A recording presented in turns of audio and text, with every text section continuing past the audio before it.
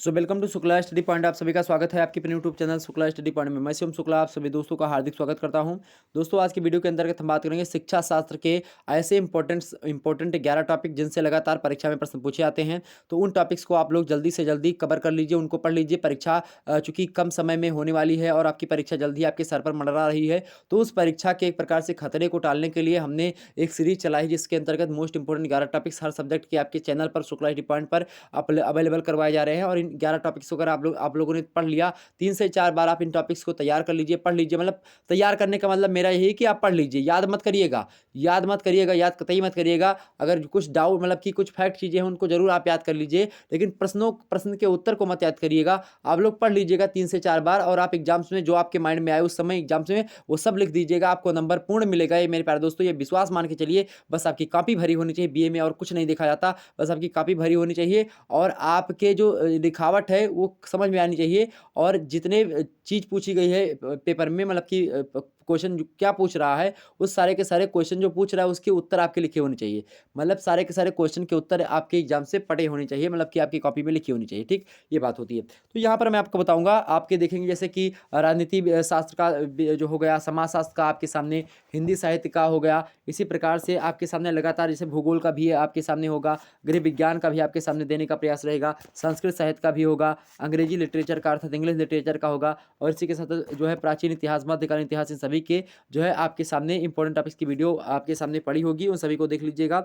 इतिहास के दोनों खंड और मनोविज्ञान और इकोनॉमिक्स, इन सभी के वीडियोज आपके सामने जो है आपके सामने होंगे, और प्लेलिस्ट में सारे के सारे वीडियो को मैं सीक्वेंस में डाल दूंगा, तो आप सभी लोग इन सभी की वीडियो देख लेंगे लीजिएगा। मतलब सभी के वीडियो आपके सामने आएंगे, आज से कल तक जो है आपके सारे के सारे जो वीडियोज होंगे आपको मिलते रहेंगे, तो आप लोग इतना परेशान मत होइएगा। ओके, चलिए देखते हैं कि आखिरकार कौन कौन से टॉपिक इंपॉर्टेंट है शिक्षा शास्त्र के। देखिए मेरे भाई, शिक्षा शास्त्र के टॉपिक्स को सबसे पहले तो आप शिक्षा के बारे में जानिएगा। शिक्षा क्या होती है, मतलब कॉन्सेप्ट इसका क्या है और एम्स क्या है, शिक्षा का उद्देश्य क्या है, और शिक्षा की अवधारणा को समझेंगे। अवधारणा माने शिक्षा का अर्थ क्या है, शिक्षा की परिभाषा क्या है, शिक्षा की प्रकृति क्या है, शिक्षा का एक प्रकार से विषय क्षेत्र क्या है, शिक्षा किन किन क्षेत्रों में कार्य आती है, तो इस सभी के बारे में आप पढ़ने का प्रयास करें। प्राचीन ज्ञान परंपरा के बारे में देखेंगे कि शिक्षा उस समय कैसी थी, धीरे धीरे धीरे शिक्षा के क्षेत्र में कैसे बदलाव हुआ, शिक्षा का व्यक्तिगत एवं सामाजिक उद्देश्य क्या है, इन सभी के बारे में हमको देखना पड़ेगा। शिक्षा का कार्य क्या है, शिक्षा के साधन जो है एक प्रकार से क्या है, इन सभी के बारे में यहाँ पर देखना है। उसके बाद में राष्ट्रीय एकता, राष्ट्रीय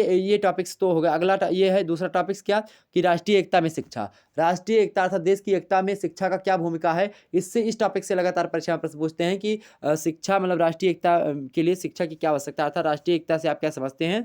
आज इस एकता में जो बाधक तत्व हैं उनकी एक रूपरेखा तैयार कीजिए, और किस प्रकार से राष्ट्रीय एकता में सहायक होती शिक्षा, ये बताइए। ठीक है, तो आप लोग इसको पढ़ लीजिए कि राष्ट्रीय एकता में शिक्षा किस प्रकार से सहायता प्रदान करती है। तीसरा पॉइंट्स आपका, तीसरा टॉपिक्स इंपॉर्टेंट ये है कि भारतीय संविधान एवं शिक्षा, मतलब भारतीय संविधान में शिक्षा के बारे में किन किन, मतलब शिक्षा के को बढ़ाने के लिए भारतीय संविधान में किन किन बातों का प्रयोग किया गया है, या भारतीय संविधान को समझने के लिए शिक्षा की कैसी भूमिका होती है। मतलब अगर कोई व्यक्ति शिक्षित नहीं तो भारतीय संविधान के बारे में, अपने मौलिक अधिकारों के बारे में, मौलिक कर्तव्यों के बारे में नहीं जान पाएगा, अपने जो है अधिकारों से वंचित हो रह जाएगा। तो इसलिए शिक्षा जरूरी है संविधान को पढ़ने के लिए भी, और संविधान बनने में भी शिक्षा की महत्वपूर्ण भूमिका थी। जो व्यक्ति शिक्षित होगा वही संविधान बनाएगा, तो संविधान अगर वो व्यक्ति शिक्षित ना होता तो बनाता नहीं, तो आज हमारे सामने कोई संविधान ना होता, आज मुझे कोई अधिकार ना मिल रहे होते, आज हम लोग भी निरंकुश तानाशाही में जी रहे होते। कई प्रकार की चीजें हैं। तो शिक्षा जो है भारतीय संविधान में शिक्षा से संबंधित प्रावधानों का उल्लेख कीजिए कि भारतीय संविधान में शिक्षा को लेकर के क्या क्या बातें कही गई हैं, इनको भी आप बताने का प्रयास करें, तो एग्जाम से ऐसे प्रश्न बनेंगे। आगे इंपॉर्टेंट टॉपिक आपका है विश्वविद्यालय अनुदान आयोग, यानी यूजीसी। अर्थात आप बीए में है तो आप बीए, बीएससी, बीकॉम या फिर जो भी हायर एजुकेशन होता है, जो यूनिवर्सिटीज के एग्जाम्स होते हैं, वो विश्वविद्यालय अनुदान आयोग अर्थात जो यूजीसी होता है उसके गाइडलाइन के हिसाब से करवाए जाते हैं।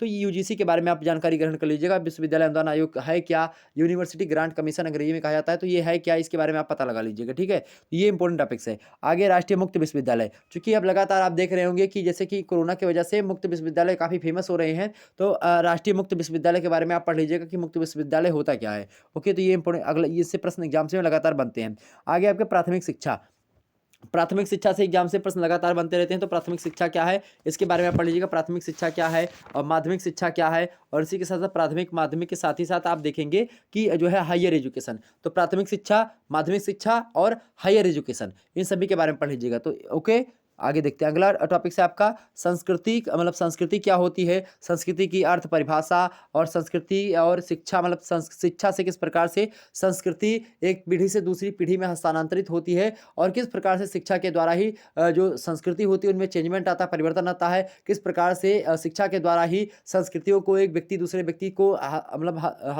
हस्तांतरित करता है, जो है ढकेलता है, कि ताकि आने वाली जो पीढ़ी है वो भी हमारे जो है चीज़ों को जान सके और जो ज्ञान की बातें हैं वो रख सकें। तो शिक्षा और संस्कृति का संबंध, इन सभी के बारे में देखने का प्रयास यहाँ पर रहेगा। और जो अगला है आपका जो है विद्यालय एवं समाज। विद्यालय और समाज का क्या प्रभाव पड़ता है, मतलब शिक्षा के द्वारा विद्यालय में कैसे शिक्षा होती है, या फिर समाज और विद्यालय से किस प्रकार से व्यक्ति शिक्षित होता है, इन सभी चीज़ों के बारे में आपको जानना पड़ेगा। उसके बाद में आप पढ़ लीजिएगा माध्यमिक शिक्षा क्या होती है, माध्यमिक शिक्षा, प्राथमिक शिक्षा, हायर एजुकेशन, इन तीनों को पढ़ लीजिएगा। उसके बाद विश्वविद्यालय शिक्षा के बारे में आप पढ़ लीजिएगा। उसके साथ ही साथ अंतर्राष्ट्रीयता के लिए आप शिक्षा को ग्रहण कर लीजिएगा, मतलब कि अंतर्राष्ट्रीयता के लिए शिक्षा की क्या भूमिका है, इसके बारे में एग्जाम से लगातार प्रश्न पूछे जाते रहते हैं, तो आप लोग इनको देख लीजिएगा। ठीक है, तो ये चीज़ें हमने आपको बता दी। शिक्षा का संकुचित अर्थ क्या होता है, व्यापक अर्थ क्या होता है, वास्तविक अर्थ क्या होता है, विभिन्न अंग क्या है शिक्षा के, औपचारिक साधन, अनौपचारिक साधन, जो है शिक्षा और प्रशिक्षण में क्या अंतर होता है, शिक्षा उद्देश्य क्या है, ये सभी टॉपिक्स आपके इंपॉर्टेंट हैं। जो ये टॉपिक्स लिखे हुए हैं, इन टॉपिक्स को आप लोग जो है आसानी से तैयार कर लीजिएगा, इनसे एग्जाम से प्रश्न आपसे बनेंगे। ओके, फिर मिलते हैं नेक्स्ट वीडियो में, तब तक के लिए जय हिंद जय भारत। आप सभी को बहुत बहुत धन्यवाद। इसी प्रकार से हर एक सब्जेक्ट की वीडियो आपके सामने आने का प्रयास रहेगा। ठीक है, चलिए मिलते हैं नेक्स्ट वीडियो में, धन्यवाद। वीडियो को लाइक और शेयर कर दीजिएगा, चैनल पर नए तो सब्सक्राइब कर दीजिएगा, क्योंकि इसी प्रकार से इन्फॉर्मेटिव वीडियो में हर सब्जेक्ट के लिए देता रहता हूँ। ओके, धन्यवाद।